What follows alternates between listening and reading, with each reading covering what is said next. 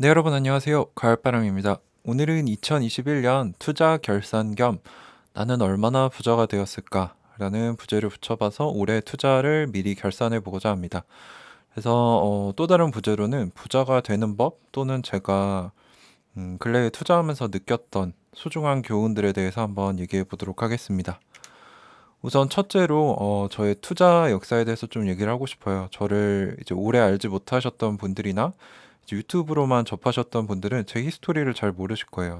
제가 이제 네이버 블로그를 20년도 초반부터 시작을 해서 한 거의 2년이 됐네요. 거기에 이제 저의 투자 히스토리, 뭐 손절했던 거, 익절했던 거 이런 기록들이 다 있는데 모르시는 분들이 계셔서 한번 짧게 제 그동안 겪었던 경험들에 대해서 잠깐 얘기를 해보겠습니다. 그래서 제가 국내 주식은 한 2016년부터 시작을 했을 거예요. 그때 뭐 이제 급등주들도 하면서 돈을 많이 벌기도 했고 잃기도 했고 또 처음 비트코인을 한 2018년쯤에 접해서 투자를 하다가 이제 비트코인이 변동성이 좀 적어 보이니까 이제 알트코인으로 또 뭐 이렇게 급등 급락을 경험을 해보기도 했고요. 근데 이제 진짜로 투기가 아닌 투자를 시작을 한 거는 이제 한 20년도쯤이 됐던 것 같습니다. 그래서 본격적으로 해외 주식이 좀 유명해지기 바로 직전에 20년도 초반에 제가 이제 블로그를 시작을 하면서 테슬라에 한번 네, 운명을 걸었던 것 같습니다. 그래서 이때 제가 이제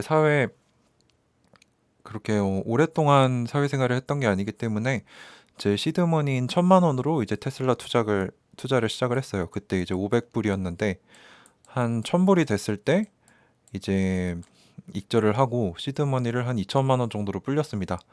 그래서 이때 남겼던 글을 좀 보니까 재밌는 글이 좀 있어요. 제가 2020년 1월 초반에 테슬라 시가총액이 84.5 빌리언이었는데 제가 예언을 했던 게 이제 애플과 페이스북 사이쯤에 이제 테슬라가 정착을 할 것 같다. 그래서 7에서 15배 정도 주가 상승을 기대를 했는데 이때에 비해서 최근 테슬라 시총이 1트릴리언 정도 되죠. 이게 한 1000빌리언 정도 돼요. 그래서 실제로는 약 12배가 증가가 했습니다. 그래서 제 예언이 어느 정도 맞아 떨어졌네요. 그래서 이 점이 좀 흥미로웠던 것 같고요. 그래서 이때 초반에 해외 주식을 시작을 해서 1,000만 원으로 두 배로 2천만 원으로 불렸었다. 이게 이제 20년대 초반 얘기고요. 근데 이제 이때 좀 더 빨리 부자가 되고 싶은 마음에 이제 직장 생활을 하면서 트레이딩을 시작을 했죠. 그래서 해외 선물로 이제 맛을 보다가 코로나 폭락장에서 좀 돈을 많이 벌었습니다. 그래서 20년대 3월에 보시면은 제가 하루에 4,200만 원을 벌었던 적도 있습니다. 그래서 이제 키움 해외 선물 대회에서 3위까지 기록을 했어요. 그래서 여기 제가 증거 자료를 남겨놨죠.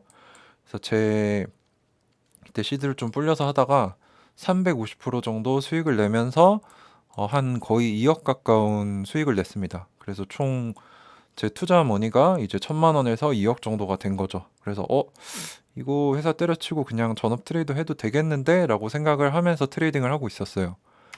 하지만 아시는 분들은 아시겠지만 제가 이제 또 이거는 20년 한 중반쯤에 남긴 글인 것 같아요.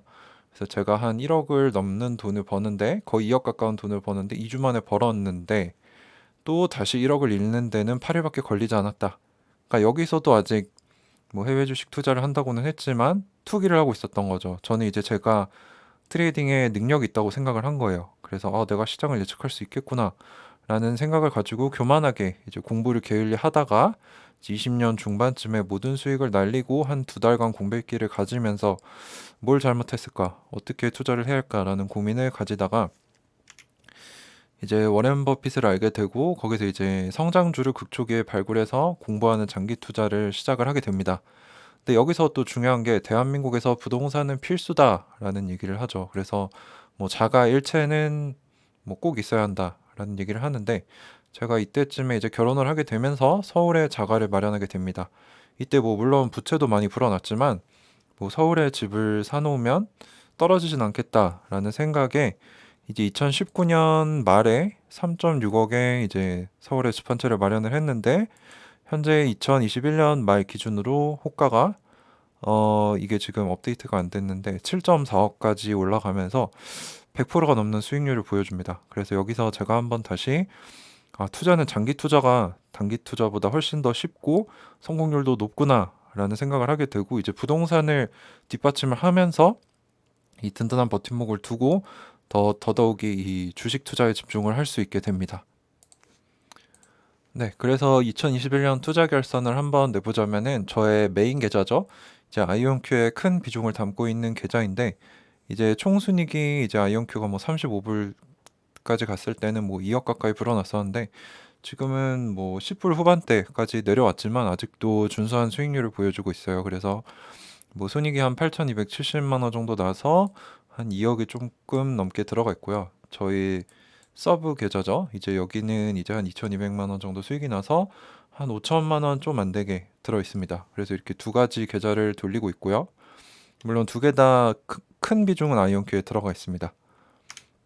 그 다음으로 제가 이제 장외 주식을 하는 거는 어떤 분들은 알고 계실 텐데 제가 바디프렌드에 한 1600주 정도를 묻어놨습니다. 뭐 물론 수익률은 이제 장외 주식은 마지막에 거래된 게 최근 거래가로 남기 때문에 큰 의미는 없다고 봐요. 그래서 뭐 마이너스 30%라고는 하는데 어차피 길게 보고 묻어둔 주식이고 바디프렌드는 또 좋은 기업이라고 생각을 하기 때문에 이거는 뭐 한 5년 안에 2배 정도 수익을 낼 수 있을 거다라고 예상을 하고 묻어두고 있고요. 뭐 현재 평가 가치로는 한 2천만 원 정도 되는 것 같습니다. 그래서 제가 이거는 이제 작년에 남긴 글이에요. 그래서 자산 변화가 얼마가 있었느냐.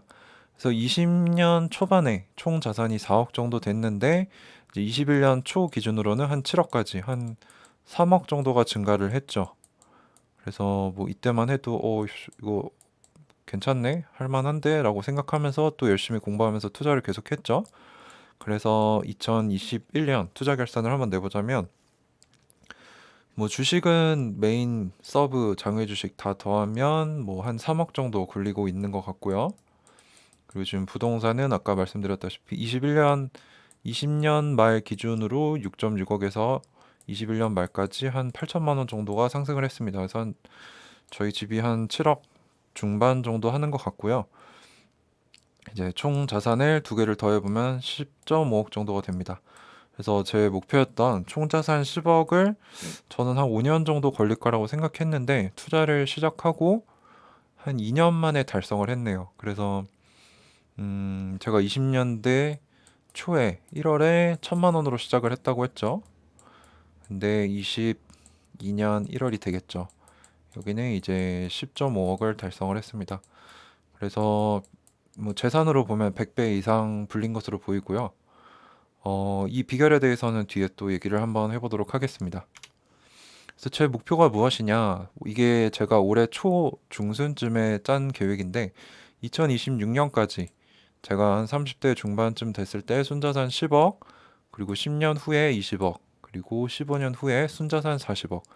즉 뭐 집을 한 10억 정도 깔아앉고 그 외에 순자산 30억 정도를 마련을 해서 은퇴를 하겠다. 그래서 40대 후반에는 은퇴를 해야 되지 않겠냐라고 생각을 했는데 지금 피드백을 한번 내려보면은 목표 달성이 생각보다 빨라지고 있고 제가 또 유튜브를 시작을 하면서 뭐 제가 이제 좋아하는 투자 공부도 할 수 있고 또 유튜브를 통한 이제 머니 파이프라인도 개설이 됐기 때문에 여기서 제가 유튜브를 좀 잘 하다 보면은 시간적 자유를 좀 일찍 달성할 수도 있지 않을까라는 생각을 좀 하게 됐고요. 그래서 이게 좀 달성이 빨라졌습니다. 제가 지금 32살인데 이제 순자산 10억, 물론 지금은 총자산 10억이기 때문에 총 순자산 10억은 아니지만 한 3, 4년은 빨라졌다고 봐요. 그래서 제가 목표한 47살에 총자산 40억, 순자산 40억인데 이거를 한 5년은 땡겨서 40대 초반에는 경제적 자유뿐만 아니라 시간적 자유를 달성할 수 있지 않을까라는 생각을 하면서 뭐 계속 열심히 일하고 열심히 돈 벌고 열심히 불려야겠다라는 피드백을 좀 얻게 됐던 것 같습니다. 그래서 자산을 이제 1천만 원으로 시작을 해서 지금 10억 5천이 됐죠. 그래서 제가 자산을 100배로 불리면서 배운 점을 좀 간단하게 빠르게 정리를 한번 해봤습니다. 그래서 제가 처음 20년 초에 블로그에 남겼던 글을 보면 제 주변에 부자가 없었어요. 근데 제가 이제 서울에 자가를 마련하면서 부자들을 만나게 되고 또 블로그를 시작하면서 부자들과 인터넷으로 온라인으로 교류를 하게 됐습니다. 근데 제가 느낀 것은 부자가 되고 싶으면 부자들과 어울려야 되고 그래야 그들의 행동 양식, 소비 패턴, 뭐 투자는 어떻게 하는지, 어떻게 부자가 됐는지를 배울 수 있겠죠. 그리고 내가 지금은 부자가 아니더라도 부자처럼 소비하고 투자하고 생각해야 한다라는 철칙을 세웠습니다. 그래서 여기 화면에서도 보시듯이 가난한 사람은 쓸데없는 소비를 해요. 하지만 부자는 이런 옷 같은 데 돈을 쓰지 않고 자산을 모으는 데 돈을 쓴다는 거죠. 뭐 물론 본인이 금수저, 다이아 수저라서 돈이 많아서 써도 상관없다 이러면 상관없지만 저같이 평범한 가정에서 자라서 이제 부자가 되고 싶다라고 생각을 하면은 한 푼이라도 더 아껴서 내가 쓰는 게 아니라 모아서 불릴 수 있는 자산에 투자를 해야겠죠. 그래서 부자가 되기 위해서는 부자들과 어울리려고 노력을 해야 되고 부자들을 만나야 되고 부자처럼 행동하고 생각해야 한다. 그리고 두 번째는 배우자, 가정환경, 부모의 가르침이 중요하다입니다. 저 같은 경우는 이제 결혼을 하면서 와이프가 신축 아파트에 전세로 들어가는 게 아니고 재건축을 노리고 서울에 자가를 들어가자고 저를 설득해 줬어요. 그래서 저는 개인적으로 원래 전세를 들어가고 싶었는데 서울에 자가를 마련을 하고 그때 딱 코로나 대폭락이 오면서 인플레이션이 일어난 게 그래서 부동산 값이 뛴 게 제 자산 증식의 큰 어, 부분 중에 하나였습니다. 그래서 배우자를 선택하실 때 특히 젊으신 20대, 30대 분들은 반드시 부자가 되고 싶다면 같은 경제적 가치를 가진 배우자분들을 만나셔야 되고 만약에 자기가 만나고 있는 사람이 그렇지 않다라고 하면 설득을 하실 필요가 있을 것 같아요. 이게 사실 신혼부부 때 돈을 어떻게 쓰고 모으느냐가 그 인생을 좌지우지한다는 얘기도 있습니다. 그 배우자 만날 때 경제적 관념을 나누는 것, 가치관을 나누는 게 중요하고 그뿐만 아니라 부모 역시 중요합니다. 저 같은 경우는 이제 부모님이 여유 자금으로 투자를 하셨고 그걸로 또 큰 수익을 내는 걸 저도 지켜봤기 때문에 투자가 중요하다. 그리고 리스크 테이킹을 해야 되지 않겠느냐라는 생각을 하게 돼서 이제 좀 더 투자에 오픈 마인드로 임할 수 있었던 것 같습니다. 그래서 주변 사람, 친구뿐만 아니라 배우자, 부모의 역할이 중요하다. 그리고 세 번째는 이제 제가 제일 중요하다고 느끼는 건데 내 성향 파악을 먼저 우선해야 됩니다. 뭐 딴 사람이 뭐 비트코인을 몰빵해서 돈 벌었다. 이래서 따라할 게 아니라 나는 그걸 따라할 리스크 테이킹을 할 성향이 준비되어 있는가? 나는 얼마나 큰 리스크를 가져갈 수 있는가? 그리고 내가 동원할 수 있는 자금은 얼마나 되고 그 자금은 얼마나 빨리 갚아야 되거나 또 얼마나 규모가 되는가? 이런 것들 파악을 먼저 해야 됩니다. 그래서 제가 아까 말씀드린 선천적으로 금수저가 아닌 이상은 내가 감당할 수 있는 리스크 그리고 레버리지를 사용해서 이 돈을 지혜롭게 불려야 할 필요성이 있습니다. 무조건 몰빵 대출을 받아서 뭐 특정 자산에 몰빵하라는 소리가 아니고 내가 뭐 공격적인 투자자다 하면은 저처럼 뭐 아이온큐에 큰 비중으로 투자를 하실 수도 있겠지만 나는 그런 거 무서워서 못 하겠다라고 하시면은 뭐 미국 주식 나스닥 ETF 이런 거 있잖아요. QQQ 같은 걸 모아가는 방식도 부자가 되는 길입니다. 그래서 나의 성향을 먼저 파악하고 리스크 주셔야 되고 레버리지를 적절하게 사용하는 것은 부자가 되기 위해서 필수로 필요하다. 세 번째, 비관론자는 절대로 부자가 될 수 없다. 제 주변에 뭐 제가 투자를 한다고 한다, 뭐 블로그나 유튜브를 한다고 한다, 라고 했을 때 이걸 되게 안 좋게 보거나 뭐 조롱하는 사람들도 있었어요. 근데 그 사람들 중에 저처럼 도전해서 성공한 사람이 없습니다. 뭐 어느 정도 작은 성공을 거뒀을지 모르지만 이런 비관론을 가진 사람은 절대로 부자가 될 수 없다는 거예요. 그래서 뭐 나는 할 수 있다라고 생각을 하고 끊임없이 공부하고 도전을 해야 되고 내 시간을 투자를 해야 된다는 거죠. 그래서 비관론을 가질 것이 아니라 실패해도 도전을 하다 보면 성공할 수 있다는 겁니다. 저 역시 이제 선물로 실패를 했지만 거기서 교훈을 얻었기 때문에 이제 성장주에 장기 투자하는 방법을 깨우쳤고 그걸 통해서 큰 수익을 낼 수 있었죠. 그래서 실패해도 배울 것이 있다면 반드시 도전해야 부자로 갈 수 있다라는 것이 저의 교훈이고요. 그 마지막으로 사소한 꾸준함이 위대함을 만든다. 뭐 이것도 제가 말씀드리지만 이제 퇴근하고 집에 와서 놀고 싶다고 쉬고 싶다고 그냥 퍼질러지는 게 아니라 잠깐이라도 앉아서 뭐 1시간 동안 세계 뉴스를 읽는다거나 내가 관심 있어 하는 기업의 리포트를 읽는다거나 뭐 실적 발표가 됐으면 뭐 어떻게 나왔는지 이런 것들을 본다거나 블로그에 글을 하나라도 써본다거나 저는 초반에 블로그 시작했을 때 하루에 글 두세 개씩 꼭 썼습니다. 그 글을 왜 썼냐면은 제가 공부하는 걸 기록해서 남기고 뭔가 영향력을 가지고 싶었어요. 그렇게 하다 보니까 지금은 이웃이 2,300명이 넘었죠. 그리고 유튜브 같은 경우는 거의 이제 구독자가 2만 명에 가까워지는데 물론 힘듭니다. 뭐 글 쓰는 것도 힘들고 영상 만드는 거 더 힘들죠. 제가 뭐 영상 만드는데 하루에 최소 3시간 이상을 투자하고 있는데 사실 쉽지 않은 일입니다. 하지만 이 사소해 보이는 꾸준함이 계속됐을 때 위대함을 만들어 준다는 거죠. 그래서 이 노력하는 사람이 반드시 성공하진 않지만 성공한 사람은 모두 노력했다라는 명제가 성립하는 겁니다. 그래서 제가 자산을 1,000만 원에서 10억으로 불리면서 배웠던 교훈을 짧게 5가지로 요약해 보자면 이렇게 되겠습니다. 그래서 이 동영상을 보시는 분들은 이걸 꼭 실천해 보셨으면 좋겠어요. 제가 이미 이 길을 겪었고 제가 이 결과로 보여드리고 있는 거죠. 그래서 꼭 노력해 보셨으면 좋겠습니다. 그리고 나는 부자가 될 수 없다라고 생각하시지 마세요. 저도 제가 안 될 거라고 생각을 처음엔 했지만 할 수 있다는 마음가짐을 가지고 여러 방면으로 노력을 했을 때 그 결과가 조금씩 쌓여서 티끌이 모여서 태산이 된 겁니다. 할 수 있다는 가능성을 가지시고 도전을 하셨으면 좋겠어요. 자, 그래서 제가 또 뭘 가져왔냐? 우리나라에서 총자산 10억이면 상위 10% 커트라인이다. 그래서 수저 계급론 기준표라고 보시면 저는 은수저에 속하겠네요. 뭐 자산 10억, 연수입 8천 이상인데 이게 좀 지금 보시면 뭔가 안 맞는다라고 생각을 하실 수 있는 게 이게 2015년, 2016년에 나온 글입니다. 5년 전에 나온 글이죠. 그래서 5년 전만 해도 뭐 자산이 10억 이상 있으면 뭐 수입이 한 8천 이상 되면 뭐 한 중간 이상은 가네라고 했습니다. 하지만 요즘 최근에 나온 수저 계급론 기준표를 보시면 그렇지 않다는 거예요. 이게 인플레이션이 엄청나게 크게 일어났고 부동산, 주식이 엄청나게 뛰었죠. 그래서 이 계급표 자체도 상당히 많이 달라졌습니다. 보시면은 아까 봤던 10억에 8천만 원이 어딨냐면요. 동수저가 됐습니다. 8,800만 원 이상의 근로소득을 가져야 동수저가 되고 부동산 역시 6억 원 이상이어야 된다. 근데 다음 위가 아까 은수저가 10억에 8천이었죠. 근데 바뀌었습니다. 거의 2배로 불어났습니다. 연소득이 이제 뭐 가구 다 합쳐서 1.5억 이상의 집은 12억이 넘어야 된다. 이 기준이 어떻게 나왔는지 제가 좀 생각을 해보니까 옛날에는 서울 부동산 중위 가격이 10억이 안 됐단 말이에요. 근데 지금 10억을 넘어섰죠. 그러니까 서울에서 중간 정도 되는 집은 살아야 은수저다. 중산층이다라고 상위 중산층이다라고 말할 수 있는 거죠. 그래서 이게 상당히 쉽지 않습니다. 저도 이제 이 둘 사이에 있는 처지에 놓이게 됐는데 제 목표는 이제 금수저까지 올라가는 거죠. 그래서 제 목표는 이제 순자산 40억, 그래서 총 자산은 50억 정도를 목표로 달려가고 있는데 이제 저도 여기 보면은 상당히 애매한 위치에 있습니다.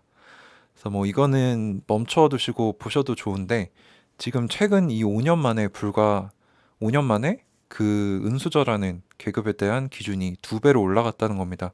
하지만 그 5년 동안 우리가 투자를 지혜롭게 하지 않았다면 소득이나 이런 자산 자체가 크게 불어나지 못하겠죠. 그래서 우리가 위기론을 좀 가져야 됩니다. 이만큼 세상은 빠르게 변하고 있고 자산은 빠르게 비싸지고 있는데 우리는 과연 이걸 잘 따라가고 있는가? 그런 위기감을 좀 가져야 될 것으로 보이고요. 그래서 오늘은 2021년 투자 결산을 한번 해봤습니다. 그래서 저는 뭐 한 총자산이 3억 정도 불었고요. 현재 총 자산은 뭐 많지 않습니다. 10억 겨우 넘어가는 수준이고요. 은수저도 되지 못하는 평범한 서민일 뿐입니다. 하지만 제가 이 얻은 교훈은 뭐 저보다 선배님들 그리고 이제 사회 초년생분들 모두 한번 적용해 보시면 큰 도움이 되시리라 믿습니다. 그래서 부자가 되는 법이라고 간단하게 소제목을 한번 붙여봤어요. 그래서 뭐 올해 저는 인플레이션의 흐름에 잘 탔던 것 같습니다. 이제 부동산뿐만 아니라 주식도 이제 제가 감당할 수 있는 리스크 내에서 최대한 공격적으로 투자를 했고요. 이제 앞으로도 한 10년 이내 은퇴를 꿈꾸면서 뭐 총자산 50억, 순자산 40억을 꿈꾸면서 계속 달려갈 계획입니다. 그래서 이 영상을 보시는 분들 저와 함께 뭐 단톡방도 들어오시고 함께 유튜브로 교류도 하시면서 함께 부자가 될 뿐만 아니라 저는 그냥 나만 부자가 되는 게 아니고 이 지식을 함께 나누어서 함께 부자가 되고 또 내가 돈을 많이 벌면은 또 사회 환원도 하고 어려운 분들께 또 도움도 드리면서 함께 성장하는 그런 선한 부자 커뮤니티를 한번 꿈꿔봅니다. 네, 그래서 오늘 이렇게 또 긴 시간 끝까지 시청해 주셔서 감사합니다. 네, 가을바람이었습니다.